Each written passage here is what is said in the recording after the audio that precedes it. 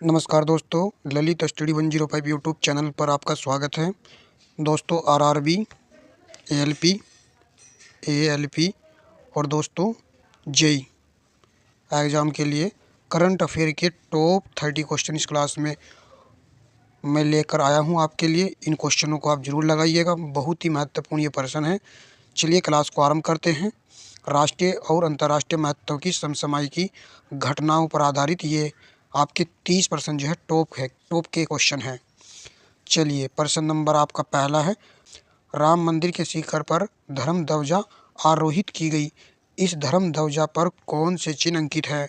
सूर्य, ओम, कोविदार वृक्ष, ये सभी। तो राइट आंसर होगा ऑप्शन डी विकल्प, ये सभी।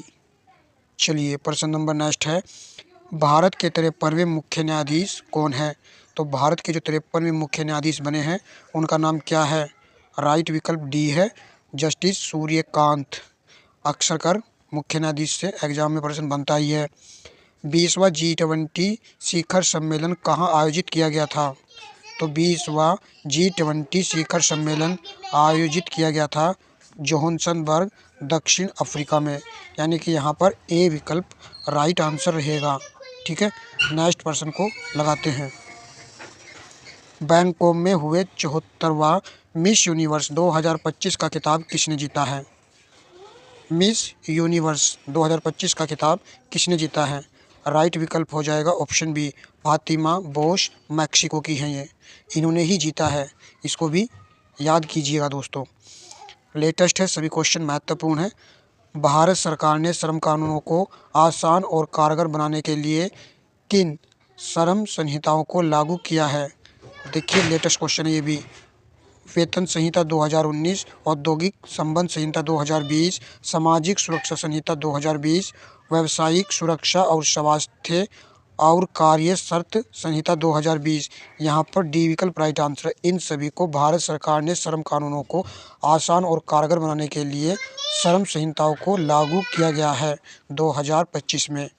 प्रश्न नंबर आपका आ जाता है नेक्स्ट, भारत का कौन सा प्रमुख त्यौहार आधिकारिक रूप से यूनेस्को की अमूर्त सांस्कृतिक धरोहर सूची में शामिल हुआ है? तो ये आपका त्यौहार है दीपावली, यानी कि बी विकल्प यहाँ पर राइट आंसर है।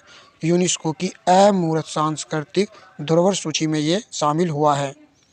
प्रश्न नंबर आपका नेक्स्ट है, उत्तर प्रदेश के लखनऊ में जिस स्थान पर भारत रत्न अटल बिहारी वाजपेयी, डॉक्टर श्यामा प्रसाद मुखर्जी और पंडित दीनदयाल उपाध्याय की विशाल कांस्य प्रतिमाएं बनी हैं, उस स्थान का क्या नाम है? कितना महत्वपूर्ण ये प्रश्न है। क्या नाम रखा गया है उसका? तो राष्ट्र प्रेरणा स्थल, यानी कि यहाँ पर डी विकल्प राइट आंसर रहेगा। यदि आप इस सेट को लगाएंगे दोस्तों, आप अपने आप ही कहोगे कि वाकई ही ये एक महत्वपूर्ण प्रैक्टिस सेट है। प्रश्न नंबर आपका आ जाता है नेक्स्ट, भारत सरकार ने राजभवन और राजनिवास का नाम बदलकर लोक भवन, लोक निवास कर दिया है। प्रधानमंत्री कार्यालय का नया नाम क्या है? तो प्रधानमंत्री कार्यालय का जो नया नाम है वह दोस्तों सेवा तीर्थ, यानी कि यहाँ पर ए विकल्प राइट आंसर है। देखिए राजभवन का अब जो नाम क्या हो चुका है, लोक भवन हो चुका है। राज हटा करके लोक इसके आगे लगा दिया गया है। राजनिवास का स्थान हो गया लोक निवास। यहीं पर 3 क्वेश्चन बनने हैं इसी प्रश्न में दोस्तों। प्रश्न नंबर आपका नेक्स्ट है, हिंदी सिनेमा के प्रसिद्ध कलाकार धर्मेंद्र का 89 वर्ष की आयु में निधन हो गया। उन्होंने भारतीय सिनेमा में किस नाम से जाना जाता था? भारतीय सिनेमा में किस नाम से उनको जाना जाता था? प्रश्न ये पूछा जा रहा है आपसे। तो राइट आंसर हो जाएगा option A, he man of Bollywood के नाम से इनको जाना जाता था। चलिए, अगर आपको सेशन जरा भी अच्छा लगे तो वीडियो को लाइक करके अवश्य जाइएगा दोस्तों, आपसे हाथ जोड़कर रिक्वेस्ट है। वर्ष 2030 में कॉमनवेल्थ गेम्स की मेजबानी भारत के किस शहर को मिली है 2030 में? तो इसका राइट आंसर हो जाएगा ऑप्शन बी, अहमदाबाद को मिली है। प्रश्न नंबर आपका नेक्स्ट है, नीतीश कुमार ने बिहार के मुख्यमंत्री के रूप में शपथ ली है। वे बिहार के कितनी बार मुख्यमंत्री बने हैं? तो 10वीं बार भी मुख्यमंत्री बने हैं। राइट आंसर हो जाएगा ऑप्शन सी। प्रश्न नंबर नेक्स्ट है, एक दिवसीय महिला क्रिकेट विश्व कप 2025 13वां संस्करण था। ये कौन सा संस्करण था? ये 13वां संस्करण था। का खिताब किस देश ने जीता है? तो इस खिताब को जीता है भारत ने। ऑप्शन सी यहाँ पर बिल्कुल सही आंसर रहेगा। प्रश्न नंबर आपका नेक्स्ट है, भारत के चुनाव आयोग द्वारा संचालित विशेष गहन पुनरीक्षण SIR क्या है? पुनरीक्षण SIR क्या है? तो इसका आंसर हो जाएगा ऑप्शन बी। इसको भी याद कर लेना है, चर्चा में है ये पॉइंट। चुनाव से पहले मतदाता सूची को अद्यतन और सत्यापित करने का एक विशेष अभियान ये है SIR। ठीक है। प्रश्न नंबर नेक्स्ट है, बुकर पुरस्कार 2025 किस लेखक को उनके नोबेल फ्लैश के लिए प्रदान किया गया है?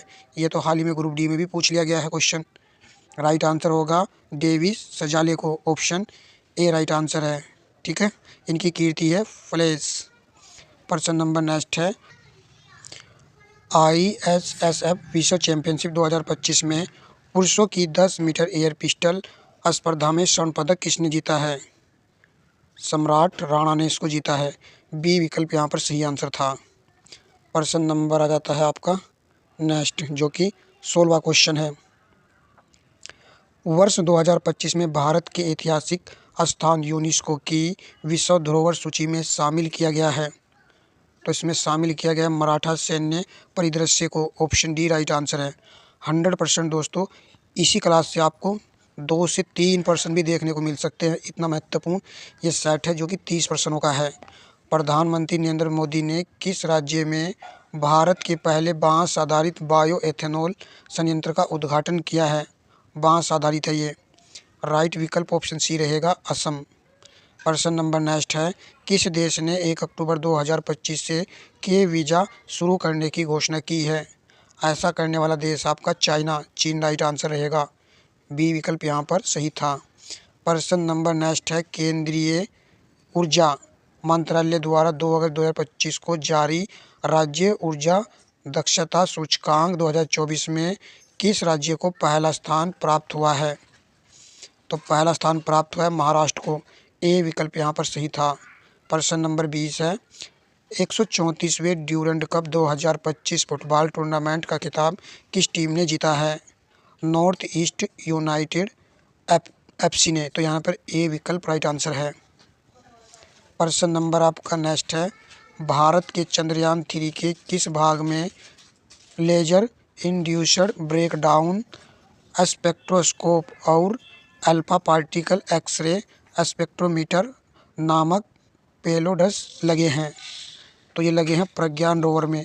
विज्ञान प्रौद्योगिकी का क्वेश्चन है जो कि इम्पोर्टेंट है एग्जाम के लिए। प्रश्न नंबर आ जाता है आपका नेक्स्ट, केंद्र सरकार ने हाल ही में मेरिट योजना को मंजूरी दी है। इस योजना के संदर्भ में निम्नलिखित कथनों में से कौन सा या कौन से कथन सत्य हैं? इस योजना की अवधि 2025 से 26 तक और फिर 2029 से 30 तक रहेगी। ये सही पॉइंट है।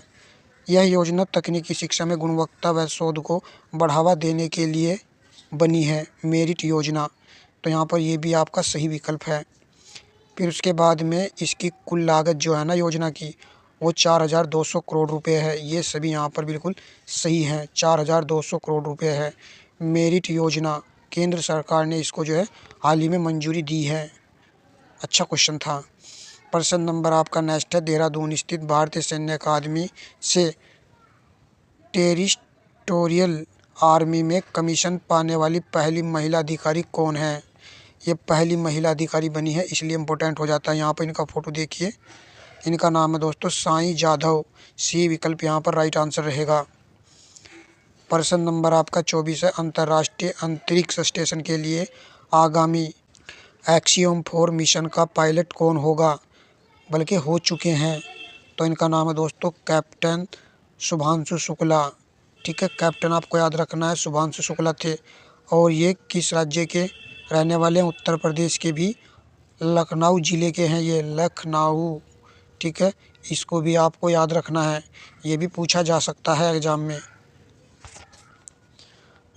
प्रश्न नंबर आपका 25 है, 6वां अंतर्राष्ट्रीय बाजार महोत्सव कहाँ आयोजित हुआ है? 6वां अंतर्राष्ट्रीय बाजार महोत्सव है तो बेंगलोर में आयोजित किया गया है। बेंगलोर, बै से बाजरा, बै से ही बेंगलोर बनेगा। ऐसे रिलेट करके याद रखिए आप इसको। क्वेश्चन नंबर 26 है, ग्लोबल जेंडर गैप इंडेक्स 2025 में भारत 148 देशों में कौन से स्थान पर है? तो ग्लोबल जेंडर गैप इंडेक्स, ये प्रश्न भी ग्रुप डी में पूछा गया है अभी हाल ही में, 131वां, यानी कि यहाँ पर डी विकल्प राइट आंसर है। प्रश्न नंबर आपका नेक्स्ट है, वैश्विक भूख सूचकांक ग्लोबल हैंगर इंडेक्स 2025 में भारत की रैंक क्या है? तो भारत की रैंक इसमें दोस्तों 102 है। यहाँ पर बी विकल्प सही आंसर है।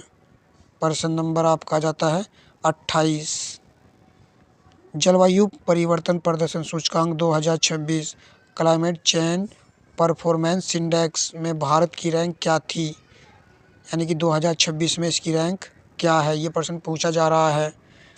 राइट आंसर हो जाएगा 23वीं, ए विकल्प राइट है। यदि 2025 में पूछेगा तो भारत की रैंक क्या है? 10वीं रैंक है। कौन सी रैंक है? 10वीं।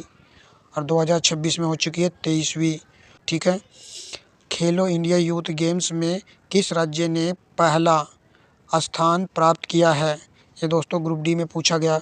इसी सेट से 3 प्रश्न मुझको ऐसे मिले हैं जो एग्जाम में पूछे गए हैं ग्रुप डी के।